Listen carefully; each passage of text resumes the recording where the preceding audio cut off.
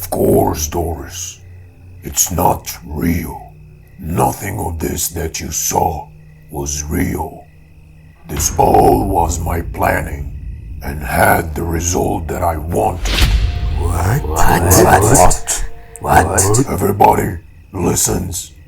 The meat is not poisoned, and those men are not possessed.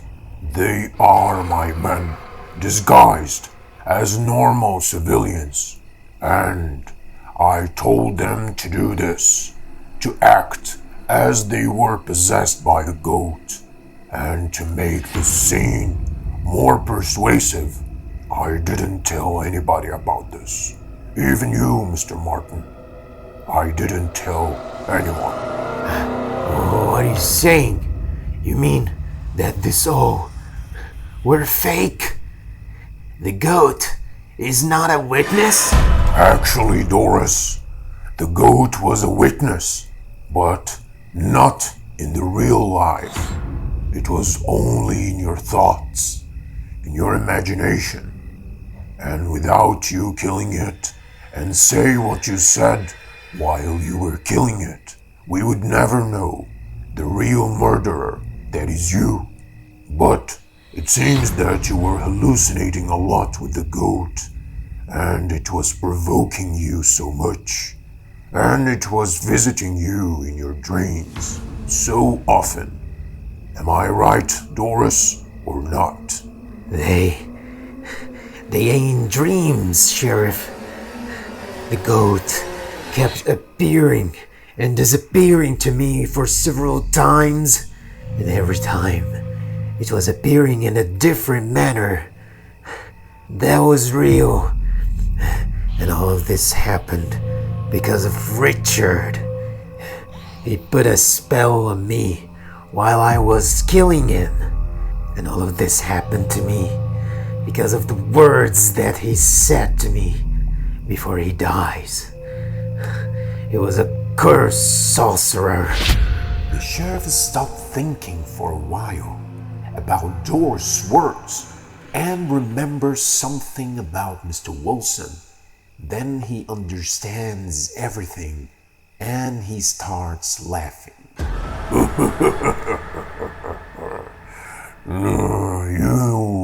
You know what, Doris?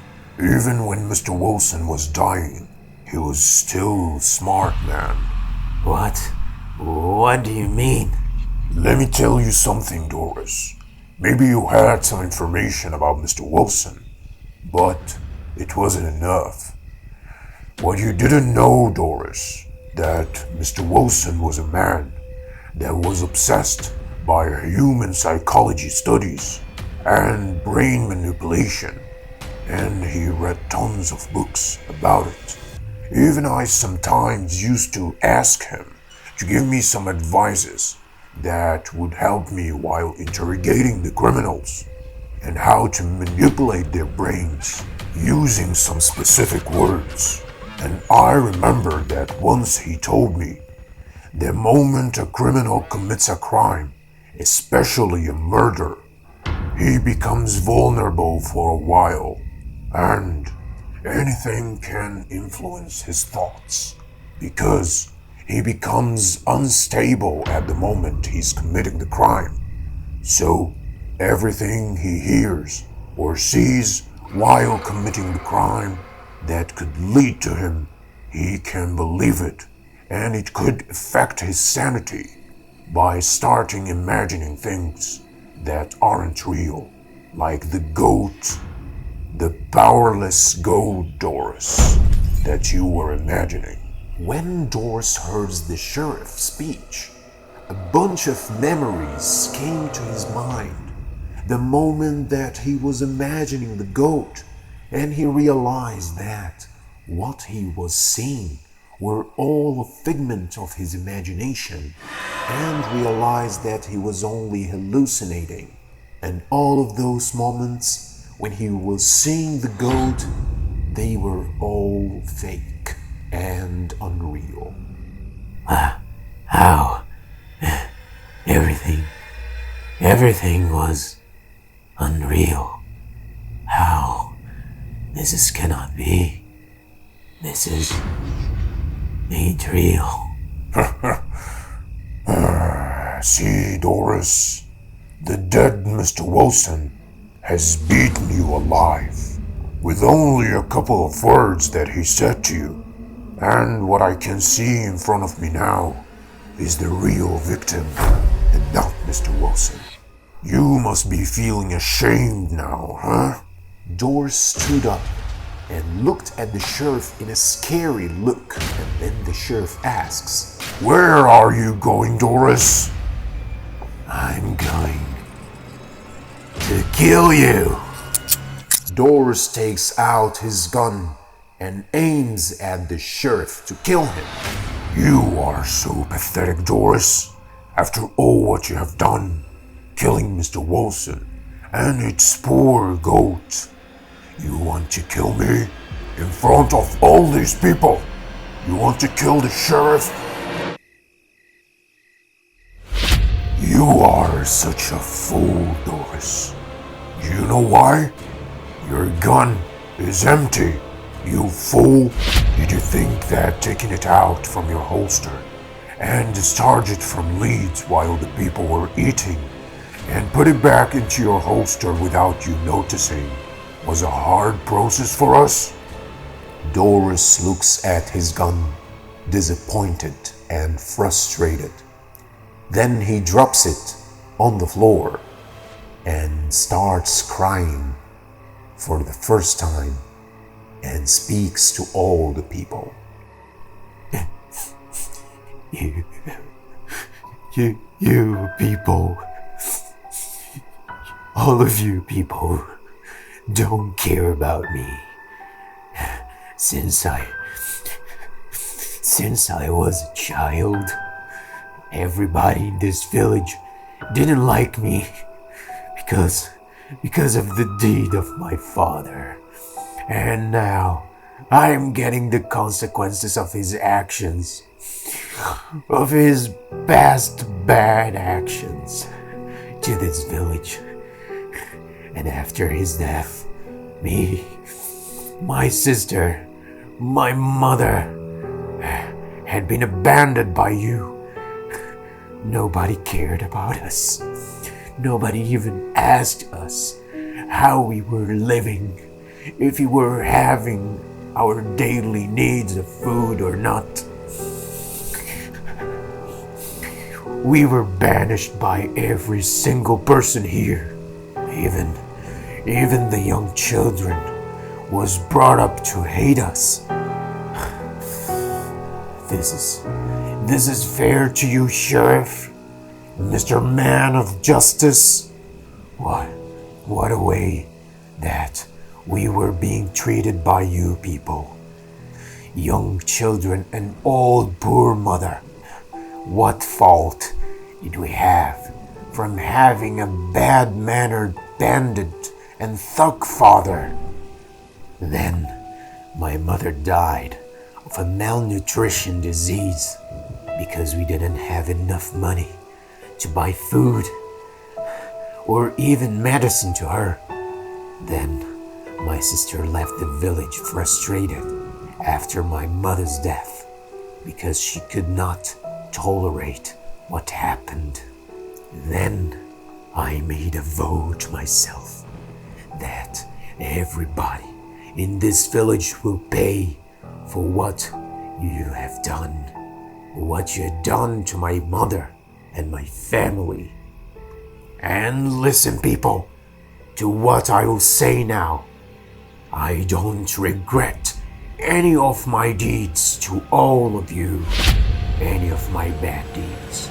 I don't regret any of them. Every single time I did harm to this village or anyone, I felt sense of euphoria when savoring every pain you feel. And I will not let you get me alive, Sheriff. It's far from all of your hands, people, to get Doris alive. And now, people, it is time to free myself from all of you. Doris instantly takes out his knife and cuts his own throat from side to the other.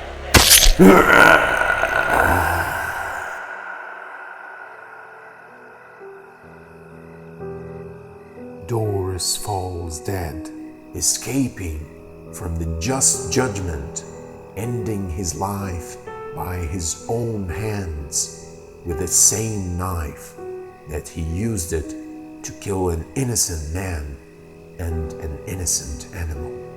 People are looking at Doris emotionally, although what happened to him and his family by the people from bad deeds and bad treating was not a reason that allowed him to commit all his crimes to the people.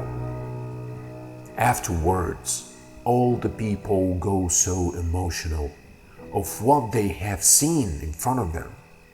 They were all looking at the fallen Doris, remembering their evil behavior against him and his family, regretting them. Then, all the people go heading out of Mr. Martin's land with Doris on their backs, carrying him with his blood dropping on them and their clothes, going a long way from the land to bury him.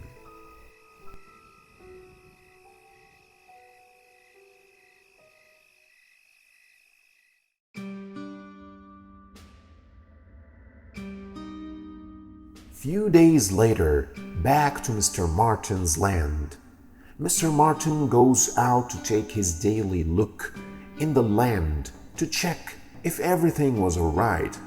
He, by chance, sees Doris' revolver left on the ground from that day when Doris tried to kill the sheriff, when the sheriff told him that the gun was empty and he dropped it on the floor. Then Mr. Martin goes directing to it. He picks it up and opens it, and he gets surprised when he sees that the gun was fully loaded.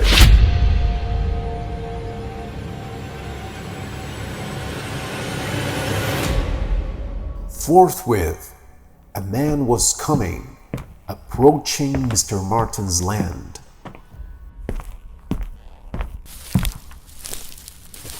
The man gets into the land and starts walking towards Mr. Martin.